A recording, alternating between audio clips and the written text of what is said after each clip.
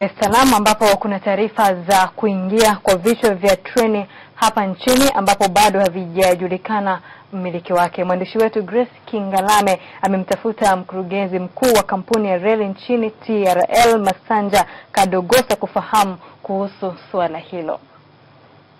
Mkurugenzi, kuna suala la vichwa vya treni vimeingia hapa nchini, lakini kuna kama mkanganyiko hivi, haijulikani vichwa vya nani, vimetoka wapi, vimefikaje. Hili unalizungumziaje ukiwa wewe kama mkurugenzi wa kampuni ya reli Tanzania ambao ndo wahusika wakuu wa usafirishaji wa reli hapa nchini?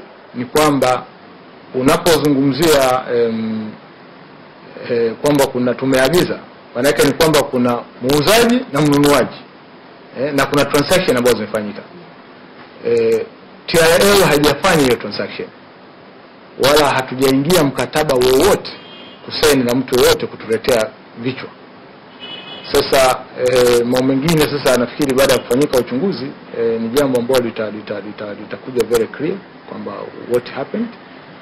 Lakini kama tulivyosema, narudia tena kwamba TRL, mimi kwa mwaka wangu mmoja niliokaa sijasaini mkataba wowote na mtu yoyote kwa ajili ya kuletewa vichwa hivyo ambavyo mmeviona viko na tumeshawaambia wenzetu wa bandari kwamba hivyo vichwa hatujaviagiza sisi na hatujawaambia kutuletea na hatujatuma mtu yoyote kutufanyia clearance ya hivyo vichwa.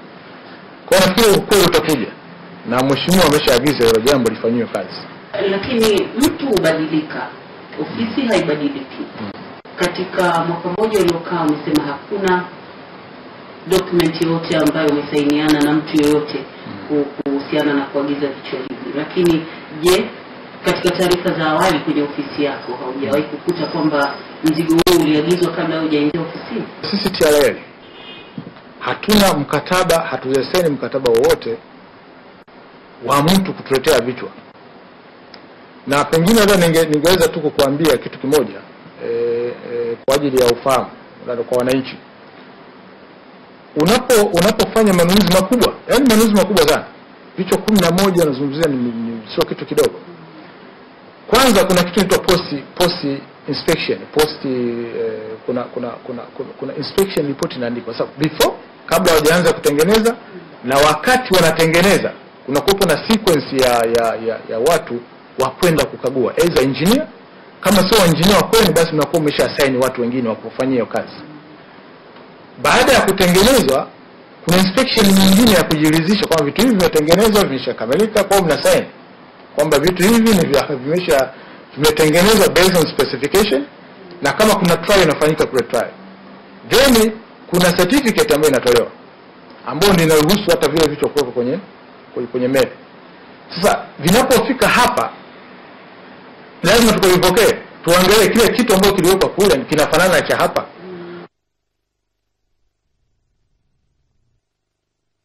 Na mtazamaji, tukiachana na taarifa hiyo ya Grace Kingalame kuhusiana na vichwa vya treni visivyokuwa na mwenyewe. Unataka kusema kitu Gabriel? Hapana. Maana unatingisha kitu tu. Hapana, tusubiri tutajua.